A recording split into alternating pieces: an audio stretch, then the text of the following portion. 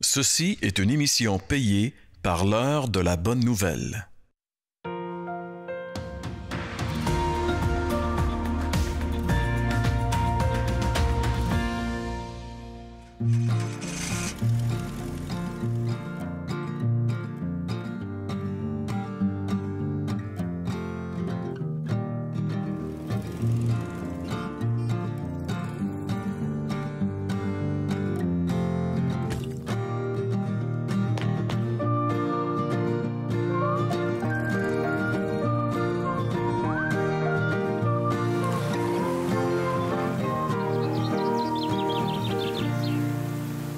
Bonjour et bienvenue à l'heure de la bonne nouvelle. Aujourd'hui, à l'heure de la bonne nouvelle, on poursuit notre série Voyager léger. Et le thème... Bonjour Jean-François. Salut François. Le thème qu'on aborde aujourd'hui, c'est le désespoir. Et le découragement. Et le découragement. Ça, c'est à la mode. Hein? Ouais. Je pense que tout le monde, on peut parler un jour ou l'autre de moments difficiles. Qui d'entre nous n'en a jamais eu? Absolument. Puis, tu sais, l'objectif de parler de voyager léger, c'est toutes les choses qui sont lourdes dans nos vies. Puis, tu sais, on regarde même notre décor, c'est ça qu'il représente. On a des valises un petit peu partout, puis on s'imagine quand on s'en va à l'aéroport, puis c'est trop lourd, puis qu'on peut pas marcher longtemps avec trop sur nos épaules. Mais s'il y a une chose qui est particulièrement lourde, c'est celle du découragement, et pire encore, le désespoir. Hein, comme on va le voir ensemble, le désespoir, c'est l'absence même d'espoir. Non seulement c'est lourd ce que tu portes, mais tu as l'impression que tu ne vivras jamais une autre situation que celle-là. Donc, c'est particulièrement un sujet important pour la solution qu'on veut présenter. Celle où Jésus dit « Venez à moi, vous tous qui êtes fatigués et chargés, et je vous donnerai du repos. » En fait, à l'émission L'heure de la bonne nouvelle, il y a de l'espoir. Et c'est pas nous qui la proposons, cet espoir-là. C'est le Seigneur Jésus, c'est la parole de Dieu, la Bible. Et j'aimerais vous présenter maintenant le Vox Pop. J'ai été dans la rue pour interviewer les gens et je leur ai posé la question suivante. Quand le courage vous manque face à une épreuve de la vie, où et comment trouvez-vous la force de continuer? Alors, on écoute ça ensemble. Quand il nous arrive des difficultés, la première des choses, évidemment, c'est d'accepter que c'est une difficulté pour nous. Pas prendre l'autre partie, qui est celle d'un peu plus orgueilleuse, de dire à quelque part, c'est rien. C'est juste qu'on veut pas souffrir, fait que veut pas, c'est normal qu'on se crée des mécanismes de défense à quelque part. Moi, je me focus à l'intérieur de moi-même, puis je regarde qu'est-ce que je peux faire pour arranger ça. J'appelle ma mère. Donc, j'espère qu'elle va vivre longtemps. Moi, ça fait 40 ans que je suis seul. La force, je la trouve toute seule. C'est pas tout évident. Ben, j'ai un bon moral. Le moral de cette histoire, il faut que tu bouges. Si tu restes assis, puis tu vois ce hasard, ça avance pas. J'aurais le goût de vous dire, je me couche, puis j'attends que ça se passe. mais il faut quand c'est possible, il faut savoir s'aérer, prendre une petite vacance, prendre un break vis-à-vis de notre job. C'est vraiment dans nos passions. Tu sais, quand tu trouves quelque chose qui te passionne, ben, tu essaies de te fixer un but, puis là, tu te dis comme, ah, OK, ben si je fais... Tu sais, s'il y a des choses qui me démoralisent ou peu importe, ben, tu essaies de t'accrocher sur quelque chose qui te fait vivre, en fait. Bon, Jean-François, qu'est-ce qui vient te chercher là-dedans, toi? C'est spécial quand même. Ça me surprend, puis ça me surprend pas en même temps, mais il y a personne qui est arrivé en disant de quoi tu parles, le découragement? Il me semble que j'ai déjà vu ça dans le dictionnaire. Comment dit, c'est un dénominateur commun qu'on vit tout le monde tôt ou tard. Puis chacun a sa façon différente de l'exprimer ou de l'expérimenter puis de passer au travers. C'est intéressant. On peut... un monsieur dit, entre autres, j'aimerais bien dire, je m'en vais me coucher puis ça va finir par passer. Des fois, ça peut passer. Ouais. Mais pour le désespoir de se coucher, il faudrait dormir très longtemps pour que ça passe. Ouais. mais je comprends... Mais il donne un bon conseil, celui-là. Il dit, il faut s'arrêter, réfléchir. Puis ça, je trouve, c'est pertinent. Parce que moi, j'ai l'impression que, tu sais, la fameuse politique de l'autruche, là, tu sais, je sais que ça n'existe pas pour de vrai, mais se mettre la tête dans le sable, puis ignorer le problème, puis essayer de l'oublier en allant ailleurs, est-ce que c'est vraiment une bonne solution? Écoute, je pense que dans la parole de Dieu, on a des solutions vraiment encourageantes et intéressantes. Oui, effectivement. Tu avais autre chose pour le Vox Pop? Oui, puis il y a aussi celle qui dit, bien, je vais voir ma mère. J'espère qu'elle va vivre longtemps. Celle-là, je l'ai trouvée intéressante quand même. Mais donc, on peut trouver du secours dans les autres. Mais ça, c'est vrai. Oui. C'est une très bonne Puis d'autres vont vouloir se saisir eux-mêmes en disant, écoute, je vais travailler fort là-dessus, je passe par-dessus. Le monsieur qui dit, ben moi, ça fait 40 ans que je suis tout seul, puis j'ai un bon moral. Donc, il a travaillé lui-même. Donc, c'est des composantes qu'on va voir un petit peu après ça dans le passage biblique qu'on va regarder ensemble. Oui, c'est ça. Sauf que, tu sais, il faut quand même, tu sais, il y en a qui disent qu'ils ont un bon moral, effectivement. Moi, j'avais une tante qui disait qu'elle avait un bon moral, tu sais. Mais à un moment donné, est arrivé un moment dans sa vie où tout s'est écroulé. Alors, on va voir ensemble aujourd'hui, avec la parole de Dieu ouverte, comment le Seigneur Jésus peut faire la différence dans nos vies. Et puis là, on est motivé au bout, tu sais, puis là, on commence à faire des changements dans notre vie et tout ça. Puis là, tout d'un coup, on se rend compte, ça n'a pas réglé le problème. Le pattern revient tout le temps. Premièrement, ils ont cru qu'il pouvait se passer quelque chose. Ça s'est manifesté par le fait qu'ils ont décidé d'aller vers Jésus et ils ont demandé à Jésus quelque chose. L'expérience de Jésus a transformé ma vie. Il est devenu pour moi le sauveur. Et écoute, j'ai eu un choc électrique qui a passé de ma tête jusqu'à mes pieds. C'est comme l'amour de Dieu de façon tangible. Je l'ai senti. Vous avez des questions ou des commentaires sur ce que vous venez d'entendre? Contactez-nous par téléphone ou réagissez sur les médias sociaux.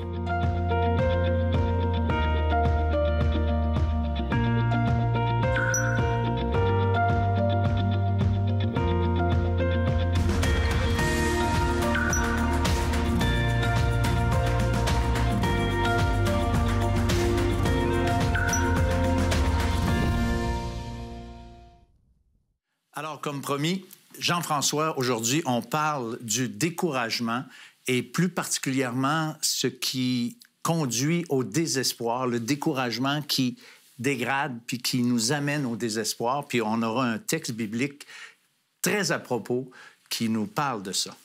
Absolument. On va vraiment avoir deux exemples ici dans le passage biblique qui sont particulièrement intenses. Et puis, tu sais, souvent, on parle du désespoir puis du découragement, puis ça peut être deux choses qui sont interchangeables, mais il y a vraiment comme une gradation entre les deux. Tu sais, les deux ne sont pas égales. Tu peux dire, OK, je me sens découragé en ce moment. Mais tu peux arriver à un moment de ta vie où tu dis, je suis totalement dans le désespoir. C'est pas pareil. Ça veut dire, il n'y a plus d'espoir. Tu n'en vois plus, en tout cas. On est privé d'espoir. C'est ce qui est typique du désespoir. Il n'y a plus de possibilité qu'on envisage que cette situation-là change. Puis j'ai comme noté une certaine gradation habituellement pour tous les problèmes qu'on peut rencontrer. Les problèmes qui sont graves, que ce soit n'importe quoi qu'on essaie de vaincre dans notre vie. La première chose, c'est qu'on va avoir tendance à vouloir régler le problème nous-mêmes. Ah, mais ça, c'est naturel. C'est normal. J'allais presque dire, c'est correct, c'est la première réaction. On s'organise, on s'en vient d'abord. Il faut se donner un petit coup de pied dans les fesses. Des fois, on se dit, OK, je suis capable, OK? Les résolutions du début de l'année, on part, puis on se dit, OK, check-moi bien aller. Et puis là, on est motivé au bout, puis là, on commence à faire des changements dans notre vie et tout ça. Puis là, tout d'un coup, on se rend compte, ça n'a pas réglé le problème. Le pattern revient tout le temps. Après un certain temps, on peut vivre un certain découragement. On devient découragé. C'est-à-dire qu'on n'a plus le courage de continuer par nous-mêmes, puis on a l'impression que les ressources ne sont pas dans nous. Ça va nous amener généralement dans une forme de démotivation, mais qui nous, quand même, donne une lueur d'espoir, parce qu'on a l'impression qu'à l'extérieur de nous-mêmes, il peut y avoir des ressources. Je peux consulter, par exemple, un professionnel. Il peut y avoir de la médication. Il peut y avoir toutes sortes de choses auxquelles je ne voulais pas avoir accès au départ, mais qui vont quand même me donner espoir. Et là, on peut entrer là-dedans. Et là, on a plein d'espoir. Puis là, on dit, je vais être pris en main, je vais être pris en charge. La chose va disparaître dans ma vie. Ou la chose va s'améliorer dans ma vie. Et là, tout d'un coup, le problème persiste. Là, on arrive dans une forme de découragement où tu envisages l'avenir, puis tu fais comme, écoute, je ne peux pas vivre dans cette situation-là. Puis, j'entrevois pas de possibilité de réussir à m'en sortir.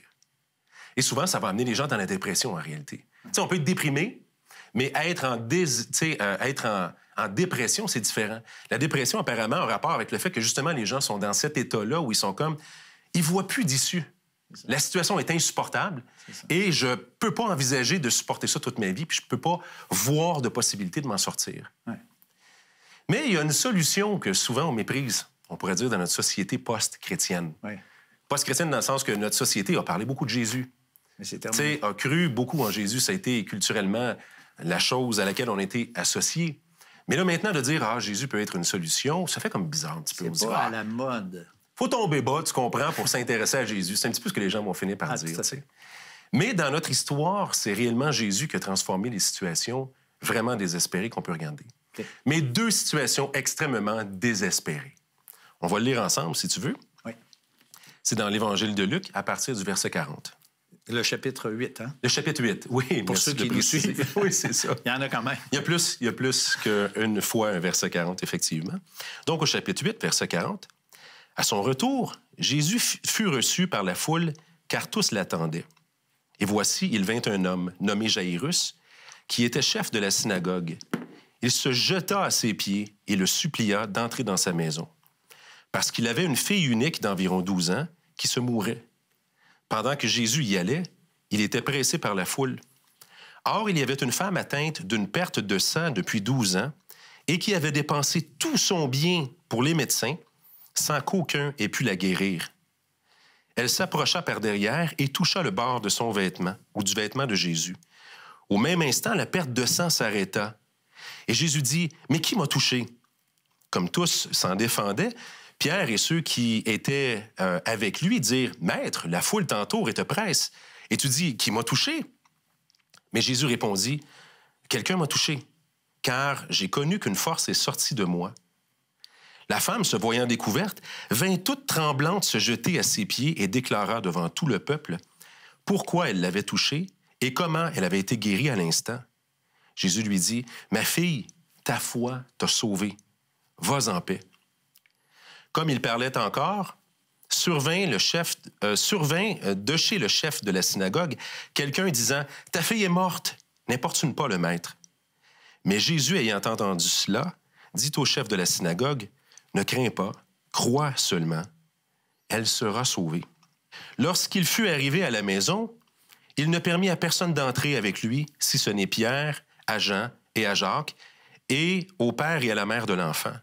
Tous pleuraient et se lamentaient sur elle. Alors Jésus dit, « Ne pleurez pas, elle n'est pas morte, mais elle dort. » Et il se moquait de lui, sachant qu'elle était morte. Mais il la saisit par la main et dit d'une voix forte, « Enfant, lève-toi !» Et son esprit revint en elle, et à l'instant, elle se leva. Et Jésus ordonna qu'on lui donnât à manger. Les parents de la jeune fille furent dans l'étonnement, et il leur recommanda de ne rien dire à personne de ce qui était arrivé. Bon. Quel beau texte. Quel texte. Ah, c'est quelque chose. Mais donc, on s'entend que les situations de découragement, OK, et même de désespoir. Ben là, tu sais, ta fille est morte. Lâche Jésus, là, laisse faire, il est trop tard. C'est ça. Exactement. Premièrement, elle a été malade. On peut être découragé que notre enfant est malade. Ton enfant est malade, puis il est sur le point de mourir. Là, tu es découragé. Il n'y a plus rien là, à faire. Et pire encore, dans le découragement, c'est quand il s'en va vers Jésus et que là, quelqu'un revient après ça puis dit « Trop tard, mon homme est morte. Ouais. » Qui va espérer après la mort? C'est la fin de toute espérance. Mais il y a quelque chose d'important qu'il faut noter ici dans ce passage-là, avec les deux exemples. Et l'autre exemple, c'était celui de la femme qui, elle, ça fait 12 ans, elle a tout liquidé ses avoirs, elle n'a plus rien. Elle a tout dépensé son argent. Son espoir était renouvelé à chaque fois qu'elle entendait parler d'un nouveau médecin, peut-être. Et là, elle n'a plus une scène. Elle est finie et son saignement continue tout le temps. Puis il y a toutes sortes de détails qui expliquent que c'est compliqué pour une femme dans le judaïsme d'avoir des pertes de sang comme ça. Cérémoniellement, selon la loi, elle était considérée comme impure. Et donc, elle ne pouvait pas entrer dans le temple, elle ne pouvait pas dormir dans le même lit qu'un homme ou des choses comme ça. Donc, c'était compliqué, c'était très compliqué. Sa vie était un cauchemar. Et là, elle n'a plus rien. Elle est dans le désespoir. Dans les deux cas, ici, il y a quelque chose d'important. C'est qu'ils auraient pu rester chez eux. Ils ont entendu parler de Jésus comme une solution. Ils auraient pu se dire, bah, ces histoires-là. Moi, j'ai confiance dans la science, tu comprends? Non, mais tu sais, les médecins, je veux dire, c'est tangible, un médecin. Là, j'entends parler d'un prédicateur itinérant comme ça. Bah, je vais laisser ça pour les autres. Ouais. Eh bien, elle aurait continué d'avoir sa situation de perte de sang, et puis la fille de Jaïrus serait morte. Elle serait restée morte. Ouais. Dans un premier temps, il a fallu qu'il fasse l'acte de croire qu'il y avait une possibilité. Ça ne veut pas dire, si le texte ne dit pas « ils sont extrêmement convaincus que Jésus était la solution », mais ils ont suffisamment eu confiance, même dans le désespoir, pour dire « écoute, je ne sais pas si ça va marcher, mais je ne peux pas me permettre de ne pas essayer. » Mais la foi, là, elle agit, là. Il y a une croyance, mais cette croyance-là, elle se lève et elle s'en va vers Jésus. Exactement. C'est le prochain point que j'ai noté aussi. Le prochain point, c'est que tu peux y croire puis dire, ah oui, c'est vrai que ça pourrait changer quelque chose, mais je reste assis sur mes fesses dans mon fauteuil, tu comprends? Donc là, ici, ils sont allés vers Jésus. Les deux sont allés vers Jésus. La femme est allée vers Jésus, puis Jairus est allé vers Jésus. Et puis sinon, leur désespoir serait demeuré encore une fois. Ensuite, premièrement, ils ont cru qu'il pouvait se passer quelque chose. Ça s'est manifesté par le fait qu'ils ont décidé d'aller vers Jésus et ils ont demandé à Jésus quelque chose. Tout à fait. Elle ne l'a pas demandé, hein? Elle a juste touché parce qu'elle a cru. Mais elle a fait un geste. Mais Jairus, il a fallu qu'il demande. Il dit, écoute, ma fille est malade, elle est sur le point de mourir. Est-ce que tu peux m'aider? Il a fallu qu'il ouvre sa bouche et qu'il le demande. Puis les deux ont trouvé que Dieu était vivant dans leur situation. Puis ça, c'est important pour moi parce que dans nos situations, peu importe ce que nos auditeurs peuvent être en train de vivre en ce moment, on est des humains, toi puis moi. Oui. On la vit, cette humanité-là. Là. On n'est pas ici des animateurs en disant « On va vous expliquer la science parfaite d'être des gens qui n'ont plus de problèmes. » Ma vie est pleine de problèmes. Ma vie est remplie de problèmes, malheureusement. Sauf qu'il y a quelque chose qui s'est passé dans nos vies. Et c'est de ça qu'on veut être témoin. C'est pas juste d'enseigner même la philosophie biblique puis chrétienne qui nous motive à être ici. C'est parce qu'on a connu un Jésus vivant dans nos vies. Puis moi, il y a eu ce temps-là, quand j'avais 15 ans, où pendant 1 an, je m'étais battu avec le feeling. J'avais cette impression-là qu'il fallait que je donne ma vie à Dieu, mais j'avais terriblement peur de ce que Dieu pouvait faire avec ma vie. Puis après m'être battu pendant 1 an, j'ai comme capitulé un soir dans ma chambre. Et puis quand j'ai capitulé, je me suis mis à pleurer, puis j'ai dit à Dieu, écoute, t'es plus fort que moi, prends ma vie, fais ce que tu veux avec, mais sauve-moi, prends-moi avec toi. Et ce qui s'est passé ce dimanche soir-là a bouleversé, puis a complètement changé ma vie. J'étais pas certain si Dieu était vivant, j'étais pas certain de grand-chose. Mais ce qui est certain, c'est que ce jour-là, l'expérience de Jésus a transformé ma vie. Il est devenu pour moi le sauveur. Et j'ai eu un choc électrique qui a passé de ma tête jusqu'à mes pieds. C'est comme l'amour de Dieu de façon tangible. Je l'ai senti. Tellement là, que là, j'étais plus capable de comprendre qu'est-ce qui se passait. Là, je braillais dans mon lit. Une chance, mes parents m'ont pas vu. À 15 ans, tu veux pas être vu par tes parents en train de pleurer. À 15 ans, non. Mais ma vie n'a plus jamais été la même. Et Jésus est devenu mon sauveur, celui qui était mort pour moi. Il est devenu ce qui était le plus précieux dans ma vie. Il a rempli ma vie de sa présence. Et c'est de ça qu'on est témoin aujourd'hui et qu'on veut, qu'on veut partager avec nos téléspectateurs. Comme quoi, vous pouvez, vous aussi, avoir recours à Jésus dans votre découragement. Bien, écoute, même désespoir. Jean-François, c'est ça qu'on veut que les gens vivent. C'est une expérience particulière. Et moi, j'aime ce texte-là parce que cette femme, comme on a dit tantôt, elle a bougé et elle a été touchée le bord du vêtement de Jésus. Moi, j'appelle ça le toucher de la foi. En fait, pour être sauvé, pour être pardonné de nos péchés, on doit faire un geste. Ce geste-là, il est plus qu'intellectuel. Il est un geste concret, aussi concret que le geste de cette femme qui a touché le bord de son vêtement. Et on sait que Jésus, il lui a dit après que ses péchés étaient pardonnés, qu'elle a été guérie. Elle a fait cette ultime rencontre avec le Sauveur, le Seigneur Jésus-Christ.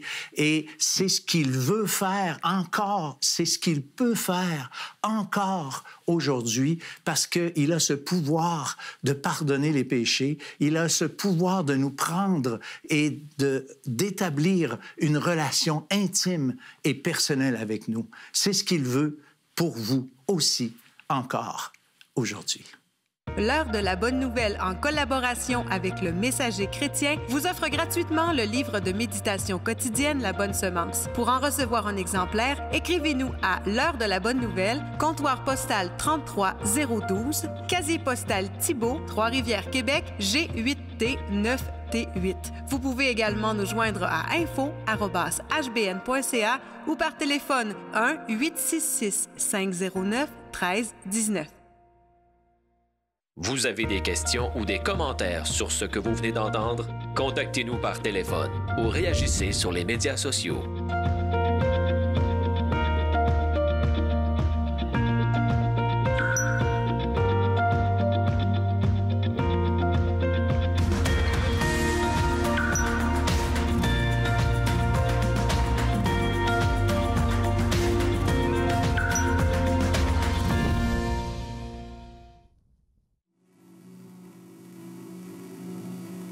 J'étais appelé à Denver, c'était une convention de snowboard et de ski. Une soirée où j'étais dans ma chambre d'hôtel, j'ai reçu un appel d'une amie qui était dans un party. J'avais peur pour elle. Elle était dans une situation où que moi, j'étais coupable. Fait que ça avait lancé une vague d'anxiété. J'étais en colère, je pleurais aussi. J'ai pensé que c'était la fin, que c'était fini pour moi, je veux plus ça. Je sors sur le balcon. J'ai pensé à sauter.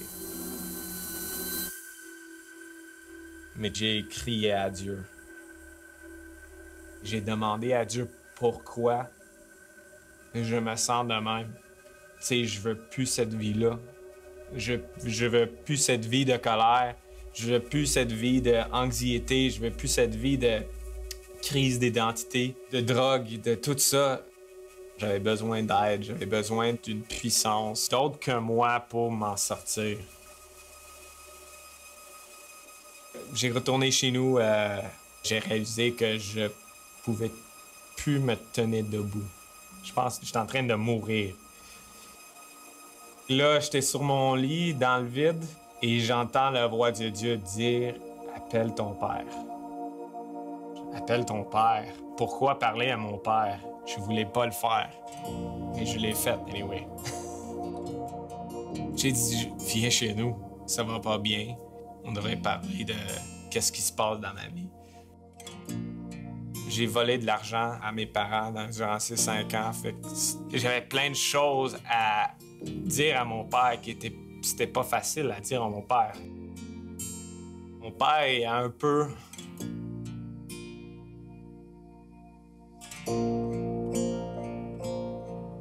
Il me recevait comme si j'avais jamais rien fait. Il m'a juste invité de demander à Jésus de me rétablir la santé. J'ai réalisé dans ce moment que Dieu était présent dans ma vie, mais je connaissais pas Jésus. Vraiment, je connaissais pas Jésus. C'était comme... C'est la seule solution que j'ai sur la table et je vais le faire. Fait que j'ai abandonné toute ma vie ancienne et j'ai donné ma vie à Jésus. Je sais qu'il m'accepte et c'est tout à cause de la croix de Jésus. J'ai réalisé que Dieu est mort pour mes péchés. J'ai vraiment connu comme même une évolution où que Dieu, il me changeait la vie, il changeait mon cœur, il changeait mes pensées. Le désir de consommer la cocaïne est devenu le désir de même consommer un Dieu qui est actif dans ma vie, qui m'invite à la transformation.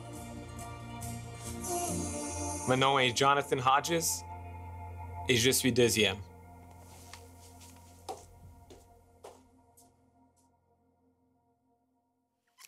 Est-ce que votre voyage est lourd comme celui de Jonathan Hodges? Le désespoir était à son comble, au point où il veut même enlever sa vie. Ça, c'est le désespoir. Mais Jésus nous invite à voyager léger, c'est le thème de notre série cette année. Mais il faut venir à lui pour être capable de l'expérimenter. Ce qui est caractéristique dans son histoire à Jonathan, c'est que là, il n'en peut plus. Il veut se lancer en bas au 2e étage puis mourir. C'est fini. Peut-être que vous m'écoutez aujourd'hui puis que vous avez ouvert la télé et que vous êtes rendu là. Aujourd'hui, de la même manière qu'il a entendu, lui, la voix de Jésus lui dire « Appelle ton Père », moi je vous dis « Appelle ton Père qui est dans les cieux ». Ayez recours à Jésus. Aujourd'hui, entendez sa voix. Vous pouvez avoir un soulagement de votre fardeau, car il est doux et humble de cœur et vous trouverez du repos pour vos âmes. Mais vous devez répondre. Mettez-vous à genoux. Entendez sa voix. Écoutez son cœur qui vous appelle. Il veut vous rétablir. Il veut vous pardonner vos fautes. Peu importe les fautes que vous avez faites, il peut vous les pardonner parce qu'il est mort sur la croix pour vous. Aujourd'hui, mettez-vous à genoux, ouvrez votre bouche et demandez-lui de prendre votre fardeau. Vous avez des questions ou des commentaires sur ce que vous venez d'entendre? Contactez-nous par téléphone ou réagissez sur les médias sociaux.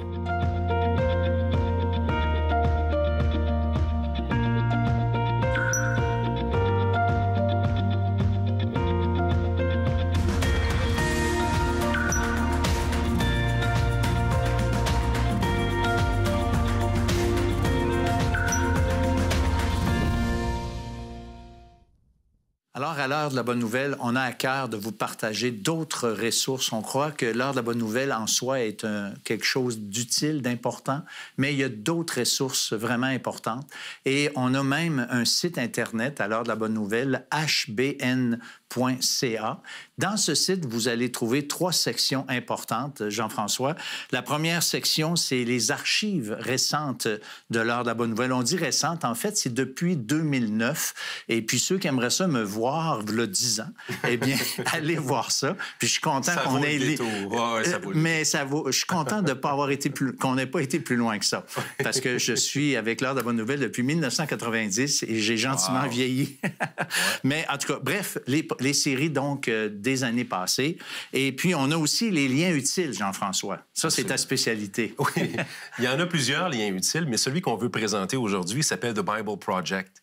Pour ceux qui sont moins familiers avec la Bible, mais qui ont de l'intérêt, peut-être que vous êtes touchés en ce moment en train d'écouter l'émission puis que vous avez de la curiosité sur la Bible. La Bible, en réalité, c'est un livre qui contient 66 livres. Et puis, les 66 ont un message continuel qui pointe vers Jésus et tout ça. Mais The Bible Project a fait quelque chose de vraiment intéressant. D'abord, ils ont un budget vraiment de qualité pour faire toute une animation de 5 minutes par livre de la Bible pour résumer le livre en question. Donc, vous pouvez faire les 66 livres de la Bible avec des vidéos de 5 minutes chaque qui font un super résumé vraiment de l'ensemble de la Bible, livre par livre. C'est vraiment une mine d'or. C'est très, très bien fait. Donc, sur le site de l'heure de la bonne nouvelle, vous allez trouver un lien vers The Bible Project. Peut-être, Jean-François. Ça sonne anglais. Oui. Oui. Mais quand on clique sur le lien, on a l'option de différentes langues. Parfait. Donc, on n'a qu'à sélectionner le français, puis c'est fait. C'est bon. Il y en a d'autres aussi, comme La Bonne Semence, YouVersion, Évangile.net. Vous avez une liste à l'écran présentement. Ça me parle, Je suis deuxième, Publication chrétienne, Librairie chrétienne du Québec, Cours biblique Emmaüs. Mais à chaque émission, on prendra le temps de développer sur un en particulier. Mais donc, visitez ça, ça vaut la peine. On a beaucoup de ressources intéressantes. C'est bon, merci. Puis on a aussi, bien sûr, sur le même site Internet, on a la possibilité de rester en contact. Alors, vérifiez cette place-là pour rester en contact avec Je suis deuxième, entre autres, pour des groupes de discussion. Et il y a aussi en Zoom, ça s'appelle le Perron de l'Église. Alors, allez là-dessus et puis vous allez trouver des moments où vous allez pouvoir même échanger avec certains d'entre nous. Alors, on vous dit merci d'avoir été là pour cette semaine. On vous dit au revoir et à la semaine prochaine pour une autre émission de l'heure de la bonne nouvelle. La parole de Dieu, la Bible, a une réponse spirituelle à donner avec le fardeau des dépendances. Mais elle me dit non, parce que, écoute, la vie éternelle, c'est un don gratuit. Ouais, mais c'est parce que je suis pas religieux. Moi, toutes les règles, là, ça m'étouffe, tu sais. Puis elle dit non, tu comprends pas, c'est un don gratuit. C'est même un pléonasme, ça dit que c'est un don gratuit. Ben, je dis, attends, t'es sûr? Oui. Mais je te le dis, en découvrant le vrai évangile biblique, pas celui que les hommes ont pollué sans arrêt pour avoir plus de contrôle. Retournez aux Écritures pour découvrir ça. Ça produit en nous une liberté que moi, je n'avais jamais connue. Ceci était une émission payée par l'heure de la bonne nouvelle.